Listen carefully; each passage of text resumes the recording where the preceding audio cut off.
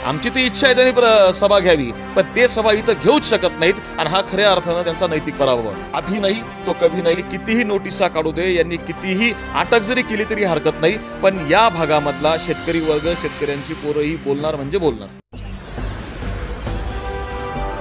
देशभरात लोकसभा निवडणुका सुरू आहेत. या अनुषंगाने येत्या 20 मे रोजी उत्तर महाराष्ट्रातील 5व्या टप्प्यातील धुळे असेल, नाशिक असेल आणि दिंडोरी या लोकसभा मतदारसंघासाठी मतदान प्रक्रिया पार पडणार आहे. काल काही ठिकाणच्या प्रचार यंत्रणा थांबवण्यात आला आणि आज त्या ठिकाणी मतदान होत आहे. उद्यापासून या नाशिक, धुळे, दिंडोरी लोकसभा मतदारसंघासाठी हेवीएट नेत्यांचे आपापल्या उमेदवारांच्या प्रचारार्थ सभा होणार आहेत. त्या अनुषंगाने येत्या 15 तारखेला देशाचे पंतप्रधान नरेंद्रजी मोदी यांची देखील सभा पिंपळगाव अथवा नाशिक या ठिकाणी होणार असल्याची माहिती आपल्याला मिळत आहे. अद्याप देखील त्यांचं ठिकाण या ठिकाणी निश्चित करण्यात आलेलं नाही आहे. आपल्यासोबत राष्ट्रवादीचे शरदचंद्र पवार गटाचे स्टार प्रचारक तथा प्राध्यापक शिवव्याख्याते यशवंतजी गोसावी सर आहेत. सर, आपलं प्रबंधभूमी महाराष्ट्र न्यूजमध्ये स्वागत आहे. थँक्यू. काय सांगाल, येत्या 15 तारखेला पंतप्रधान नरेंद्रजी मोदी यांची सभा होणार आहे, मात्र अद्याप ठिकाण निश्चित झालेलं नाही. एकीकडे म्हटलं जातं पिंपळगावला होणार आहे, एकीकडे नाशिक म्हटलं जाते. काय सांगा? खरं तर ही सभा 11 तारखेला होणार अशी बातमी होती. 11 नंतर त्याची तारीख 13 केली गेली आणि 13 नंतर आता पुन्हा 15 केली आणि आज 15 केल्यानंतर पुन्हा परिस्थिती अशी आहे की सभेचं ठिकाण बदलावं, नाशिकला घ्यावी का पिंपळगावला घ्यावी अशी परिस्थिती आहे. आणि हा खऱ्या अर्थानं भारतीय जनता पक्षाचा नैतिकदृष्ट्या पराभव आहे. याचं कारण असं आहे की त्यांना माहिती आहे की दिंडोरी लोकसभा असेल किंवा नाशिक लोकसभा असेल, या भागातला कांदा उत्पादक शेतकरी जो आहे हा यांच्यावर प्रचंड रोष आहे आणि ही सभा उधळली जाऊ शकते याचा अंदाज यांना आलेला आहे. कारण कांदा उत्पादक शेतकऱ्यांचा मागच्या 10 वर्षामधला इतका प्रचंड मोठा रोष केंद्र सरकारवरती आहे की ही सभा होणारच नाही याचा आम्हाला नक्की विश्वास आहे. आणि जर झाली तर इथला शेतकरी वर्ग ती सभा होऊ देणार नाही आणि आम्ही त्या शेतकऱ्यांच्या सोबत आहोत, कारण आम्ही स्वतः कांदा उत्पादक शेतकरी आहोत. म्हणजे एक पक्ष म्हणून थोडा वेळ बाजूला ठेवा, पण मी एक कांदा उत्पादक म्हणून सांगतो की इथं येऊन त्यांना कांदा उत्पादक शेतकऱ्यांसमोर बोलण्याचा कोणताही नैतिक अधिकार नाही आहे. कारण मागच्या 10 वर्षामध्ये कांदा संदर्भात त्यांनी जे निर्णय घेतलेत त्यातला एकही निर्णय हा शेतकऱ्यांच्या हिताचा नाही आहे. आत्ता कांदा निर्यात बंदी उठवल्याचं जे नाटक चालू आहे, तर 18 रुपये निर्यात शुल्क भरून कांदा पाठवावा लागतोय आणि अशा परिस्थितीमध्ये 15 रुपयाचा भाव शेतकऱ्यांना मिळतोय. मग सरकारला मिळत आहेत 18 रुपये निर्यातीचे किलो मागे आणि शेतकऱ्याला मिळत आहेत 15 रुपये. मग हे कोणतं निर्यात धोरण आहे? बरं, दुबईमध्ये कांदा 300 रुपये किलो विकला जातोय आणि महाराष्ट्रातल्या शेतकऱ्याचा कांदा हा 15 रुपये किलोने जातोय. मग मधले 285 रुपये कोणाच्या वाट्याला जात आहेत हे विचारणार ना शेतकरी. आमची ती इच्छा आहे त्यांनी सभा घ्यावी, पण ते सभा इथं घेऊच शकत नाहीत आणि हा खऱ्या अर्थानं त्यांचा नैतिक पराभव आहे. पोलिसांकडून जे काही शेतकरी आंदोलक आहेत यांना देखील नोटिसा बजावल्या जात आहेत. काय सांगाल यावर? ही दडपशाही आहे आणि दडपशाहीचा, जुलूमशाहीचा वापर करून नोटिसा बजावल्या जातील, अटक केली जाईल, नजरकैद केले जाईल. पण मला वाटत नाही की याला कोणी भीड घालणार आहे. याचं कारण असं आहे की मागच्या 10 वर्षामध्ये यांनी ईडी असेल, सीबीआय असेल, नोटिसा असेल, इन्कम टॅक्स असतील यांचा वापर करून अनेक लोकांना घाबरवण्याचा प्रयत्न केला. ज्यांना घाबरवायचा प्रयत्न केला ते पळून गेले. पण ज्यांचे जे खरे शेतकऱ्यांसोबत आहेत, निष्ठावान आहेत, आता आमच्या सगळ्याकडे काहीच नाही. आमच्याकडे ईडी लावली तर काही सापडणार नाही. आम्ही कशाला घाबरतो यांना? आम्ही बोलणार ना शेतकऱ्यांकरता. आम्हाला शेवटच्या श्वासापर्यंत आमच्या शेतकऱ्यांकरता बोलणार, कारण आम्ही शेतकऱ्याची लेकरं आहेत. आणि परिस्थिती अशी आहे की आज अभि नाही तो कभी नाही. कारण जर मोदीजी म्हटलेत की 10 वर्ष जे तुम्ही बघितलं ते ट्रेलर आहे, पिक्चर अजून बाकी आहे. जर ट्रेलर इतका वाईट आहे तर पिक्चर किती खराब असेल. आणि त्यामुळे परिस्थिती अशी की बोलावंच लागणार. यांनी कितीही नोटिसा काढू दे, यांनी कितीही अटक जरी केली तरी हरकत नाही, पण या भागामधला शेतकरी वर्ग, शेतकऱ्यांची पोरं ही बोलणार म्हणजे बोलणार. मग असे आपण म्हटल्याप्रमाणे मोदींची सभा 10ला होणार होती, 13ला होणार होती, आता 15वर येऊन ठेपले. का सभा बदलण्याचं कारण का तारखा निश्चित का होत नाही? 11 तारीख होती. 11 मे आम्ही ऐकलेलं होतं. 11 नंतर 13 झाली. 13 नंतर आता पुन्हा 15ची तारीख आपण सांगतायत. पण मला असं वाटतं, की 15 सुद्धा होणार नाही. याचं कारण असं आहे, की या संपूर्ण उत्तर महाराष्ट्रामध्ये कांदा उत्पादक शेतकऱ्यांचा जो प्रचंड मोठा रोष यांना दिसतोय आणि हे गोपनीय अहवाल सरकारपर्यंत गेलेले आहेत आणि म्हणून यांना तारखा बदलाव्या लागतायत. म्हणून यांना सातत्यानं वेळ बदलावी लागते, ठिकाण बदलावं लागतंय. याचं कारण असं आहे, की या ठिकाणी कांदा उत्पादक शेतकरी यांची सभा होऊ देणार नाहीतच याचा त्यांना विश्वास आहे. आणि हे म्हणजे सभा उधळून लावणं. सभा उधळून लावणारच लोकसभा उधळून लावणार आणि म्हणूनच तर मग ही पिंपळगावची सभा जी नाशिकला न्यायचं चालू आहे. आज सकाळी आपण वेगवेगळ्या चॅनल्सला बघत होतो ना, की सभा जी आहे पिंपळगावला होणार आहे, ती पिंपळगावची सभा नाशिकला न्यायचं कारण काय? याचं कारण असं आहे, की आतापर्यंत मोदीजींची सभा पिंपळगावला झाली नाही का याच्या आधी? याच्या आधी दोनही वेळेला 2019लाही झाली आहे आणि याच्या आधी 2014 मध्ये सुद्धा मोदीजींची सभा पिंपळगावला झालेली आहे.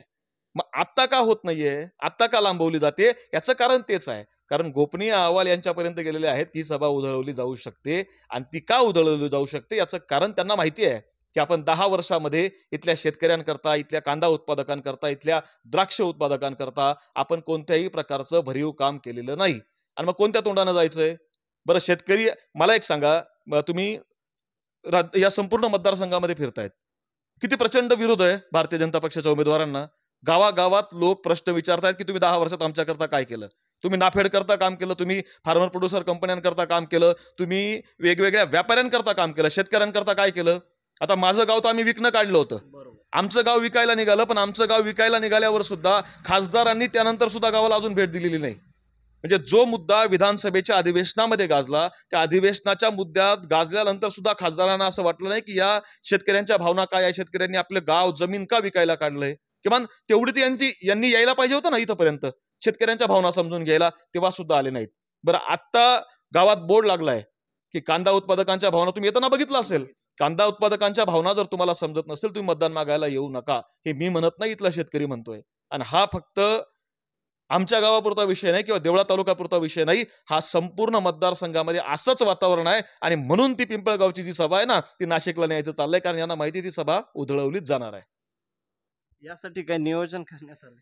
नाही, मी उधळवतोय असं मी म्हणत नाही. शेतकरी वर्ग होऊ देणार नाही ती सभा. शेतकरी वर्ग होऊ देणार. आम्ही शेतकऱ्याचीच पोरं आहेत ना. पोलीस बंदोबस्त तर आता हे बघा, परिस्थिती अशी आहे की खंदक खोदलेत.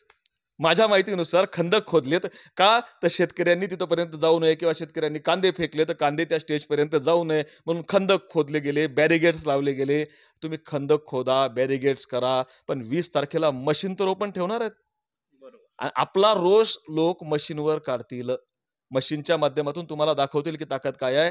तुम्ही त्या माळशिरस मधलं उदाहरण बघितलं असेल, शेतकऱ्याने कांद्याने मतदान केलंय, कांद्याने तो व्हिडिओ आपण बघितला असेल. आणि ते मतदान करताना त्यानं मतदान कशावर केलं हे सगळ्या महाराष्ट्रानं बघितलं. आणि तोच रोष या संपूर्ण मतदारसंघामध्ये आहे, कारण कांदा हे आपला जीवन मरणाचा प्रश्न आहे, अस्तित्वाचा प्रश्न आहे या भागाचा. आणि जर तुम्ही फक्त खाणाऱ्यांचा विचार करणार असाल, पिकवणाऱ्यांचा विचार जर तुम्ही करणार नसाल, तर पिकवणारा जो आहे हा तुम्हाला त्याची किंमत दाखवल्याशिवाय राहणार नाही. हे 100% सत्य आहे.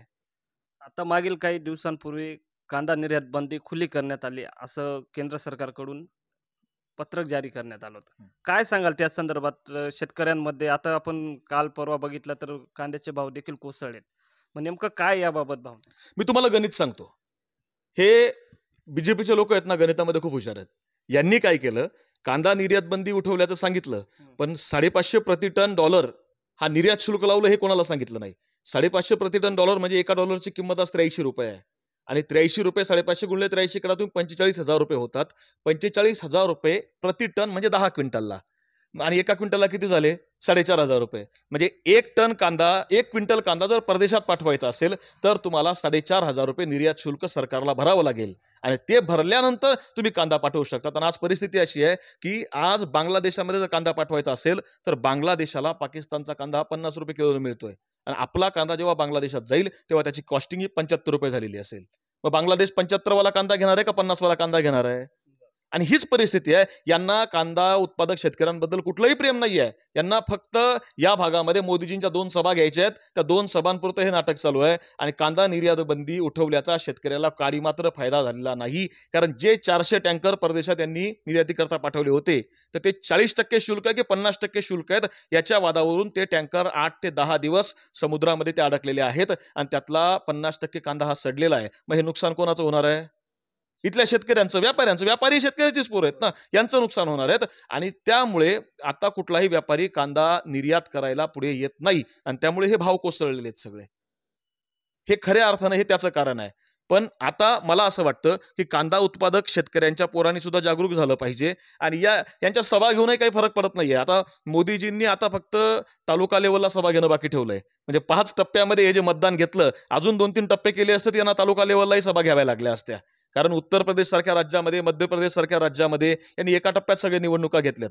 पण आपल्याकडं महाराष्ट्रामध्ये 48 जागांकरता 5 टप्पे केले. याचं कारण असं आहे की महाराष्ट्रामध्ये शेतकऱ्यांमध्ये प्रचंड रोष आहे, याची जाणीव यांना आहे. म्हणून यांनी मतदानाचे 5 टप्पे केले की आपल्याला जिल्हा वाईज सभा घेता याव्यात, मतदारसंघ वाईज सभा घेता याव्यात. म्हणजे आता हे बीजेपीचे लोक मतदारसंघ वाईज फिरतायत. मी तुम्हाला सांगतो की अजून पुढच्या 4-5 दिवसामध्ये बघा तालुका वाईज यांना सभा घ्याव्या लागतील आणि येतीलच. पण तरी सुद्धा लोक यांच्या पाठीशी नाहीत, हे 100% सत्य आहे. आणि तुम्ही ज्या पिंपळगावच्या सभेच्या अनुषंगाने विचारतायत, तर ती जी सभा आहे त्या सभेत शेतकऱ्यांच्या रोषाला यांना सामोरं जावंच लागेल.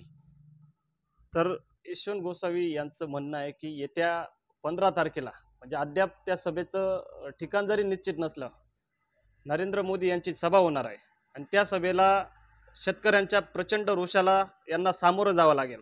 कांदा निर्यात बंदी उठवली असली तरी याचा काडी मात्रही फायदा हा शेतकऱ्यांना आणि कांदा उत्पादक शेतकऱ्यांना झालेला नाही. विविध जे काही आढावा घेतला जात आहे त्या अनुषंगाने सभेचं स्थळ हे पिंपळगाव किंवा नाशिक हे निश्चित करण्यात येणार आहे. प्रबंधभूमी महाराष्ट्र न्यूजसाठी वैभव पवार, माळवाडी, देवळा.